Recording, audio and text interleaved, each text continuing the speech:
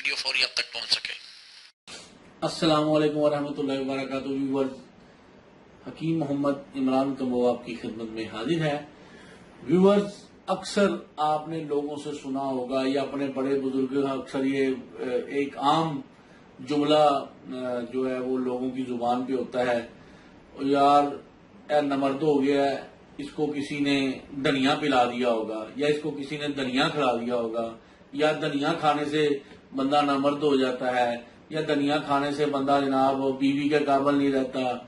یعنی دھنیا کے متعلق ایسی لوگوں نے باتیں افواہیں پھیلائی ہوئی ہیں، جس کی وجہ سے اکثر میں نسخوں میں جس میں خشک دھنیا کا بتاتا ہوں، لوگ مجھے سوال کر کر کے پوچھتے ہیں حکیم صاحب یہ کہیں مردانہ طاقت تو نہیں ختم کر دے گا، یہ کہیں ہمیں نامرد تو نہیں بنا دے گا۔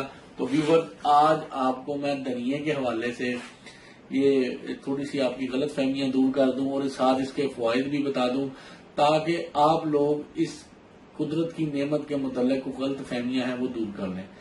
سب سے پہلے تو اس کا مزاج سرد مزاج ہے، لیکن یہ سرد مزاج اتنا نہیں کہ یہ چوتھے درجے میں چلا جائے جو افیون کا ہے۔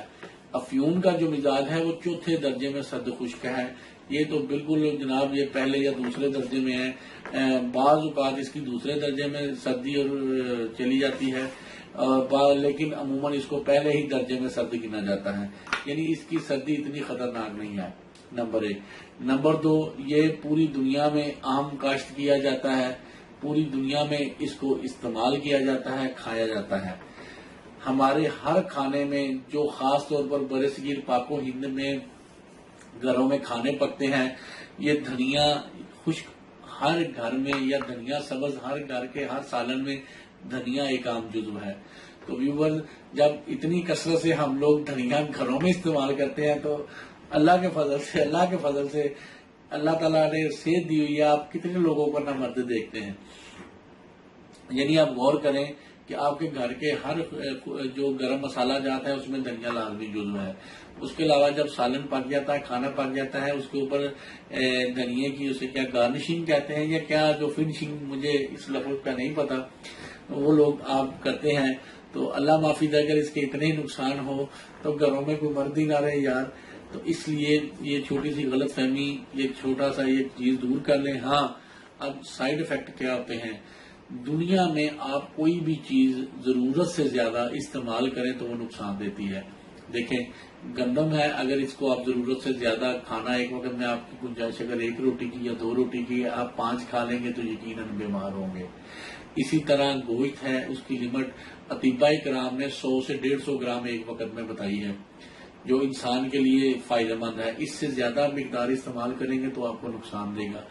پانی ایک ایسی چیز ہے جس کے بغیر زندہ رہنے کا تصور ناممکن ہے۔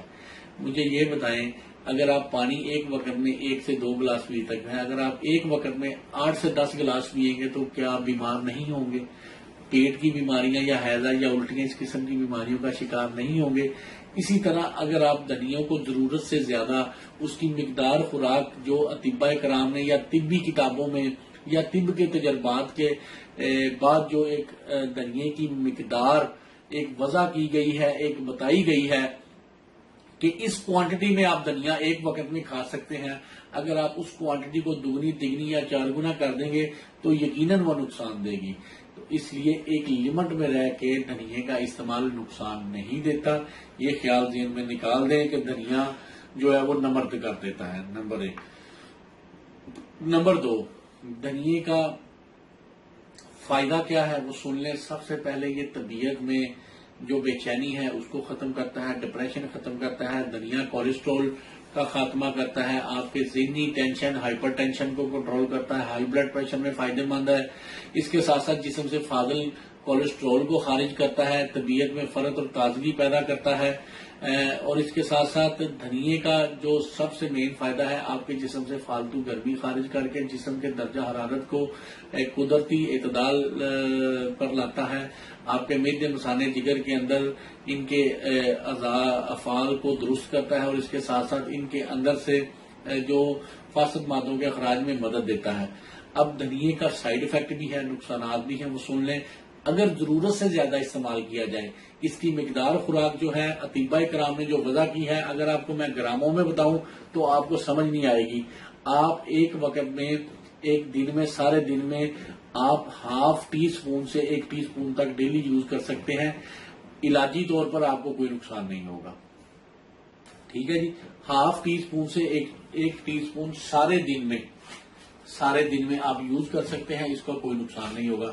لیکن اگر آپ اس کی اوور ڈوز لینا شروع کر دیتے ہیں، یہ سر درد میں اضافہ کرے گا، دماغ کی خشکی میں اضافہ کرے گا، اس کے ساتھ ساتھ ضرورت سے زیادہ استعمال آپ کے پٹھوں میں ٹھنڈک کر دے گا. اس لیے آپ لوگوں نے اس کو ضرورت سے زیادہ نہیں استعمال کرنا. دھنیے کی جو مقدار خوراک ہے اطباء کرام نے جو بتائی ہے اس کے مطابق ہی استعمال کریں. ٹھیک ہے، دھنیے کو ضرورت سے زیادہ استعمال کرنے کے سائیڈ افیکٹ بھی میں نے بتا دیے ہیں اور فوائد بھی بتا دیے ہیں، اور فوائد یقیناً اس کے نقصانات سے بہت زیادہ اس کے فوائد ہیں. اس لیے یہ آپ اپنے کھانوں کا جزو بنائیں، اپنی لائف میں اس کو استعمال کریں وقتاً فوقتاً، انشاءاللہ آپ کو کوئی نقصان نہیں دے گا. اللہ تعالیٰ آپ کو اور آپ کے اہل خانہ کو ہر قسم کی بیماریوں سے محفوظ رکھے. آمین. السلام علیکم ورحمۃ اللہ.